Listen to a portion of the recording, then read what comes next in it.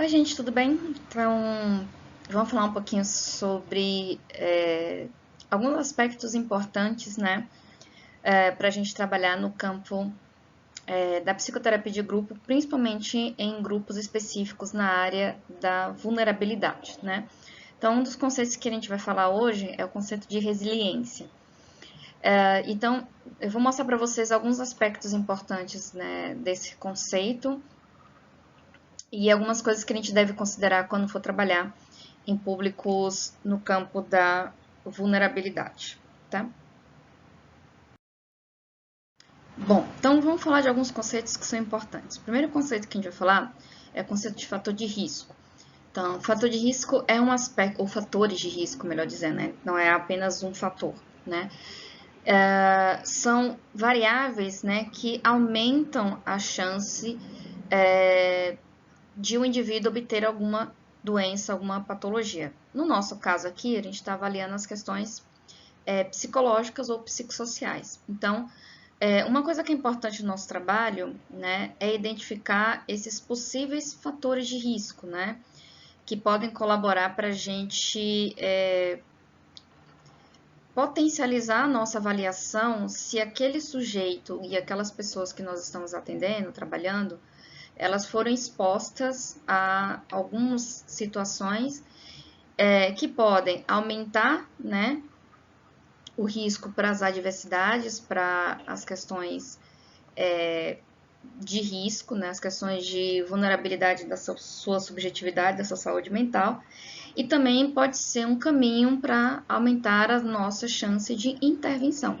Então, são coisas importantes da gente identificar os fatores de risco, tanto para a gente verificar se a população que nós estamos atendendo ela está mais exposta a esses fatores, também como a gente pode planejar intervenções mais eficazes, né?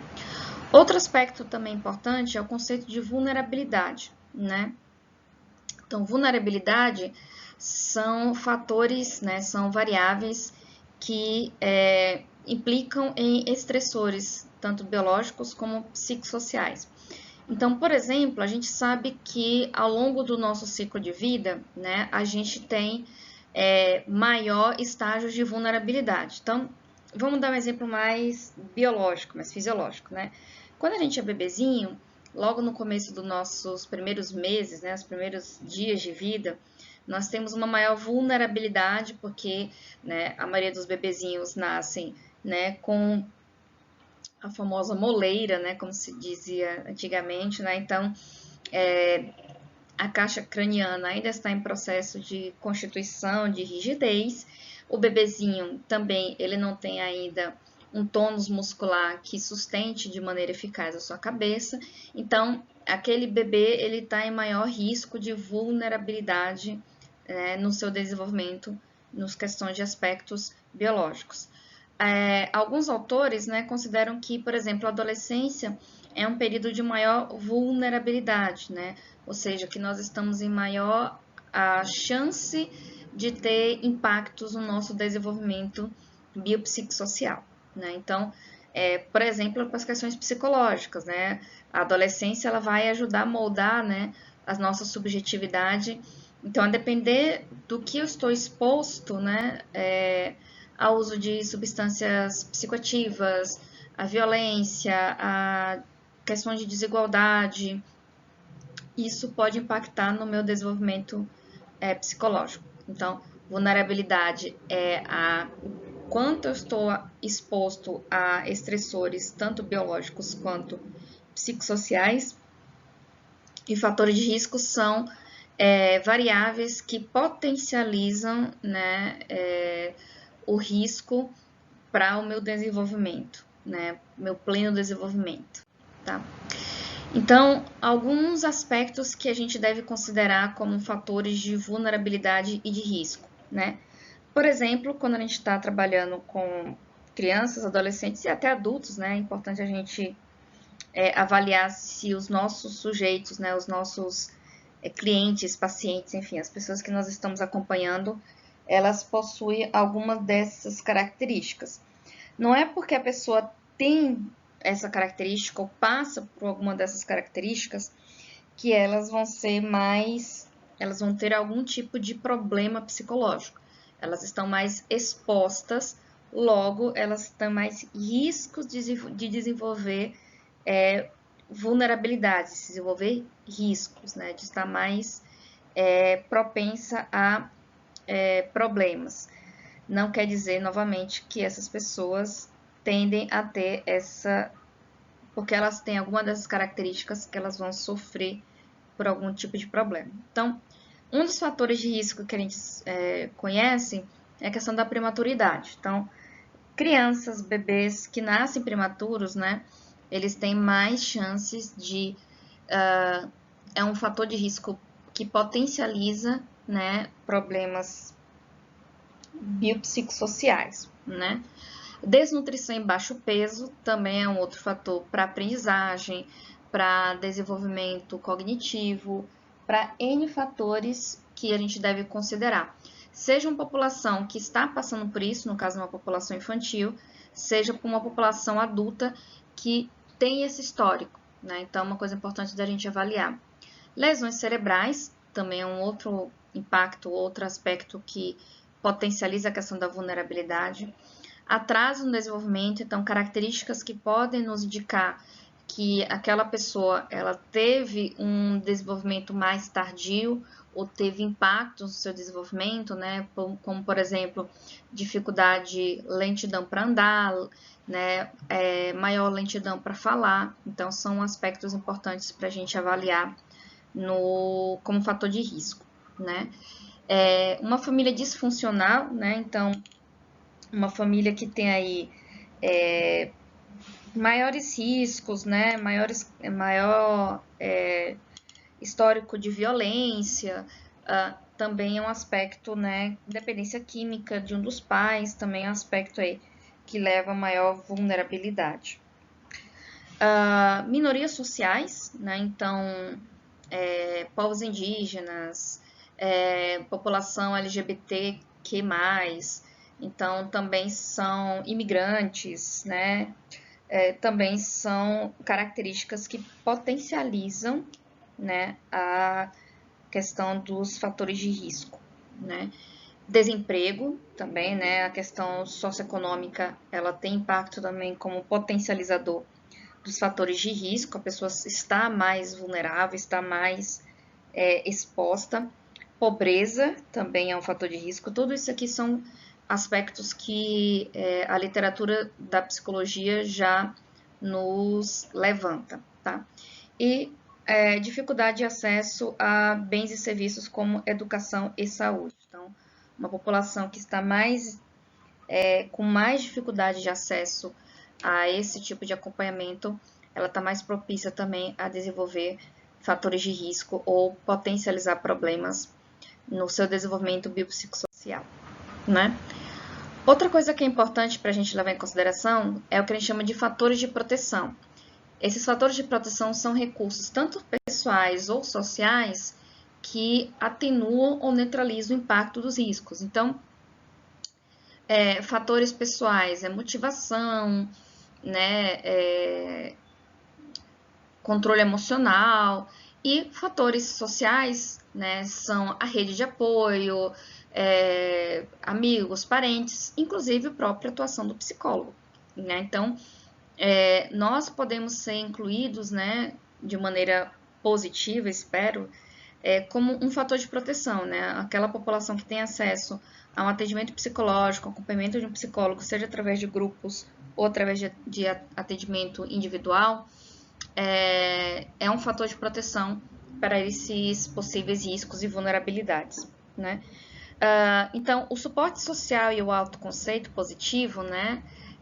Eles são fatores que potencializam a proteção desses riscos. Então, se nós estamos atendendo uma população em vulnerabilidade ou em risco, é importante a gente trabalhar com esse suporte social, identificar esse suporte social, sejam aqueles que são disponíveis, né? Então, a gente sabe que nem sempre a gente vai atender uma população que tem esse suporte social disponível, como rede de assistência à saúde, a proteção social, mas identificar e tentar potencializar isso já colabora bastante com o nosso trabalho.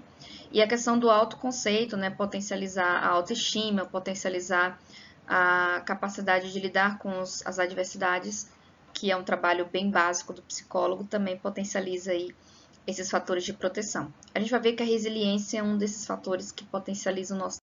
Bom, e aí no caso a resiliência é justamente essa capacidade, né, um conceito dentro da psicologia, que seria essa condição, essa capacidade que a pessoa tem, né, de se manter saudável psicologicamente falando, né, em condições desfavoráveis, seja através de recursos pessoais ou contextuais. Então, nesse caso, a gente está falando de recursos pessoais, é se manter otimista, motivado, engajado em determinadas situações. Então, a gente conhece várias histórias aí, vários filmes que falam dessas potencialidades, dessas capacidades de resiliência, através de recursos pessoais e recursos contextuais, justamente, né, lidar com uma rede de apoio, recorrer a ajudas institucionais, ter uma rede de amigos, o trabalho do psicólogo. Então, tudo isso são contextuais que possibilitam a resiliência. Existe uma discussão dentro da psicologia se a resiliência ele é um fator inato ou ele é um fator desenvolvido, né? Como é clássico dentro da psicologia brasileira. O que a gente quer dizer com isso, né? Quer dizer que a gente sempre tenta discutir, né, se a psicologia, né, se a resiliência, ele é algo que a gente nasce tendo, ou seja, se as pessoas elas têm resiliência ou se as pessoas desenvolvem a resiliência, né?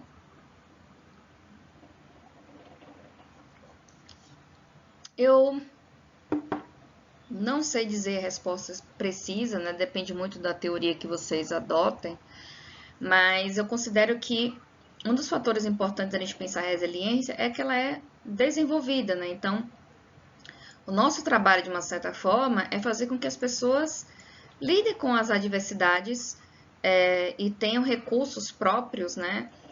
Se potencializem dentro desses fatores, mesmo em situação de vulnerabilidade. Então, eu sou favorável, sou da ideia que a resiliência ela é desenvolvida. Ou melhor, ela pode ser desenvolvida através de fatores de proteção, né? Então, a gente pode dizer que as crianças, pessoas, né, de um modo geral, o ser humano, ele tem capacidade de superar suas dificuldades, mas não quer dizer que eles se tornam invulneráveis, né? Não quer dizer que eles não se tornem passíveis de passar por problemas e de lidar com esses problemas, né? E sofrer com isso só porque elas conseguem ter recursos pessoais ou sociais para lidar com as adversidades, né? Todo mundo, de uma certa forma, tem esses recursos, né? Agora, existem pessoas que esses recursos devem ser mais potencializados e, novamente, se a pessoa ela está passando por um fator de risco, né? Essas situações são ainda mais preocupantes e a gente tem que favorecer ainda mais esses fatores de proteção, né? Então, como a gente falou novamente, né? A resiliência, essa capacidade que a pessoa tem, né, de sofrer, passar por situações de sofrimento, mas conseguir superar, eu acho que seria uma palavra até um pouco forte, mas conseguir lidar de maneira mais saudável possível dentro daquele momento com aquela situação adversa, com aquela situação de conflito, tá? E qual é a importância, então, do trabalho da resiliência dentro do aspecto do psicólogo, né? Então, coisas que se identificam, que fazem parte do trabalho do psicólogo e que se encontram como características de pessoas resilientes. Uma dessa questão é o bom funcionamento intelectual, então são pessoas que mesmo em situações de dificuldade conseguem se manter concentradas, focadas, potencializando seus fatores cognitivos. São pessoas que tendem a ter uma expressão adequada, né? Conseguem se expor, conseguem passar o seu sofrimento, colocar em evidência aquilo que ela sente. E, consequentemente, são pessoas também que têm maior sociabilidade, ou seja, capacidade de lidar com o outro.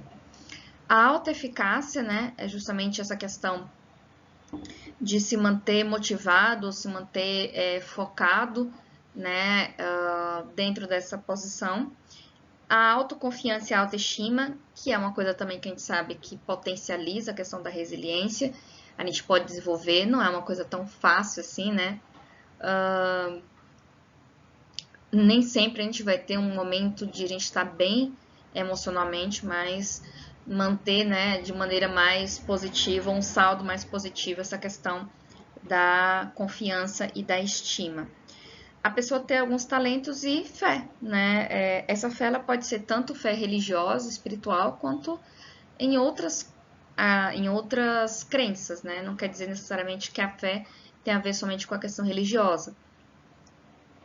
Até essa questão da acreditar, de usar esses recursos e usar seus talentos, né? Talentos pessoais, como forma de lidar com essas adversidades, né? Outra coisa também que faz parte, né, que foram identificadas em pessoas resilientes, né, tem a ver com o contexto. Então, o que se percebeu? Pessoas que lidam de maneira melhor com as adversidades. Pessoas que têm um contato com pais, com práticas parentais competentes, ou seja, familiares que lidam melhor com as frustrações, sabem trabalhar com diálogo. Então, isso a gente percebe que é um fator de proteção que ajuda no processo de resiliência. Vantagens socioeconômicas, então, a gente viu lá que um fator de risco é a questão da pobreza e do desemprego, das condições socioeconômicas. Então, é claro que as pessoas que têm algumas condições socioeconômicas possuem mais possibilidades, né, de um contexto muito mais resiliente, né? Conexões com redes familiares ampliadas de apoio, né? Então, também é um aspecto importante na questão da resiliência. Como a gente falou, não é somente ter pais que têm estilos parentais adequados ou saudáveis, né? Que demonstram afeto, que demonstram carinho, preocupação, acolhimento, mas também ter uma rede familiar, né, de pessoas próximas, né, que facilitem esse processo.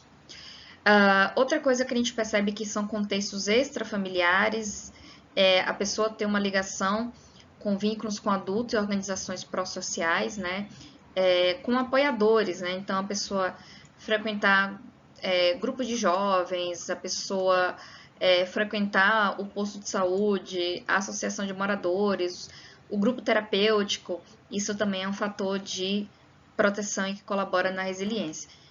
Para crianças e adolescentes, frequentar a escola, né? É um fator de resiliência que também foi encontrado em trabalhos dentro da psicologia, né?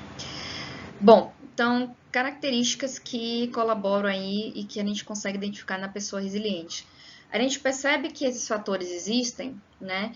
E o mais interessante é que a gente pode potencializar esses fatores. Então, a gente está lidando com familiares, com crianças, com adolescentes, com adultos que passam por aquela situação de vulnerabilidade.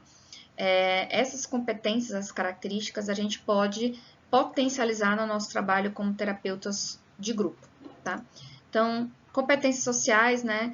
A pessoa ser atenciosa, capaz de usar o bom humor, demonstrar suas emoções, como a gente falou lá, a questão da sociabilidade, né? A pessoa ser capaz de elaborar alternativas, ser resolutiva na questão dos problemas, né? Buscar ajuda. Então, isso é uma coisa super importante no nosso trabalho. A gente pode ser justamente esse catalisador, esse potencializador de resolução de problemas. A pessoa ter autonomia, né? Ter um autocontrole, procurar uma independência, uma coisa que, por exemplo, grupos que lidam com pessoas vítimas de violência, por exemplo, mulheres, adultos vítimas de violência, uma das coisas que a gente pode potencializar é essa questão da independência, né? De uma busca por uma identidade positiva. Ter propósitos, né? Então, trabalhar com os nossos clientes, pacientes, né? Frequentadores do grupo, a questão de ter metas realistas, né? Buscar propositadamente, né, olhar o seu futuro de maneira próspera. É claro que o futuro nem sempre ele é com oportunidades tão otimistas, mas lembrando, né, a gente pode trabalhar com metas realistas e que a pessoa se mantenha, então, focada, né, motivada dentro desses processos, que ajuda muito a questão da resiliência. Então, fatores de proteção, como a gente falou, né, são também outros aspectos que colaboram aí nas habilidades, na manutenção dessa resiliência, né? Então, alguns aspectos que a gente já percebe aí que potencializam no trabalho como fatores de proteção e que a gente pode trabalhar, né? Então, um dos aspectos é a personalidade, as questões subjetivas da pessoa, que a gente pode, junto com o trabalho terapêutico, seja individual ou em grupo, colaborar. A família, ela também tem um papel importante, né? E a rede de apoio, né? Então, não necessariamente aquela família nuclear, mas a rede de apoio potencializa esse processo. As experiências que a pessoa tem ao longo da vida, os recursos de aprendizagem, né? A diminuição de estar exposto a situações de risco e a pessoa, principalmente, né, identificar experiências compensadoras, né? Porque a pessoa ela pode até ter experiências compensadoras, mas ela às vezes não consegue identificar essas experiências. Então, um dos aspectos que a gente pode potencializar no nosso trabalho é justamente fazer com que a pessoa identifique essas experiências compensadoras no processo terapêutico de grupo. Bom, gente, é isso. Eu vou dar um exemplo, né? Existem vários filmes, vários exemplos, mas eu vou dar um exemplo recente que eu li sobre um garoto, se não me engano, lá no Goiás, que por conta da pandemia, né, não está tendo condição de estudar e ele comprou um celular, juntando dinheiro através de catando material reciclado, e ele usava Wi-Fi, ia para uma praça para usar o Wi-Fi de um comércio na região lá da cidade dele, para poder acessar as aulas e acessar alguns vídeos. E aí, por conta dessa história, esse garoto acabou tendo uma rede de apoio aí para que ele tivesse condições de estudar. Então, além dele ter fatores intrínsecos, né, dele próprio, né, a rede de apoio também faz com que essa resiliência seja fortalecida. E aí, uma coisa que é interessante, por isso que a gente, como psicólogo, tem que pensar no uso da resiliência de maneira instrumental até, porque se a pessoa ela já demonstra alguns fatores de resiliência, ela já demonstra alguns recursos, né? A gente potencializar, né, reforçar esses recursos, faz com que a pessoa lembre da questão das experiências compensadoras, faz com que a pessoa identifique que esses fatores de resiliência são recursos muito mais positivos para ela usar no cotidiano e nas adversidades do que outros recursos. Então, você potencializa que a pessoa use esses recursos de resiliência quando ela passar por novas situações de adversidade, né? Então, por isso que a gente tem que pensar que, além de usar todas essas ferramentas, a gente usar a resiliência como um fator positivo e demonstrar sempre para a pessoa quando ela usa essa resiliência a seu favor, né? Ela perceber que ela é uma pessoa resiliente, que ela tem condição de fazer aquilo, que ela pode ter fragilidades e que nem sempre vai ser algo fácil, né? Principalmente se ela está em situações de risco, né? Se ela está vulnerável naquelas condições de risco, mas potencializar aí os fatores de resiliência, tá? Então, pensa a resiliência não só como atributo, como uma característica, né? Que isso é uma coisa que algumas pessoas elas vão ter mais facilidade ou mais recursos, né? Mas pensando principalmente nas questões sociais e no contexto. Pensem que nós, como psicólogos, somos agentes dessa resiliência e pense a resiliência como um instrumental, né? Que a gente pode potencializar, favorecer e facilitar esse recurso para que os nossos clientes, pacientes, usuários utiliza essa ferramenta de maneira muito mais frequente para potencializar as suas dificuldades e lidar melhor com situações adversas. Vou colocar alguns exemplos para vocês verem. E é isso. Até a próxima. Tchau.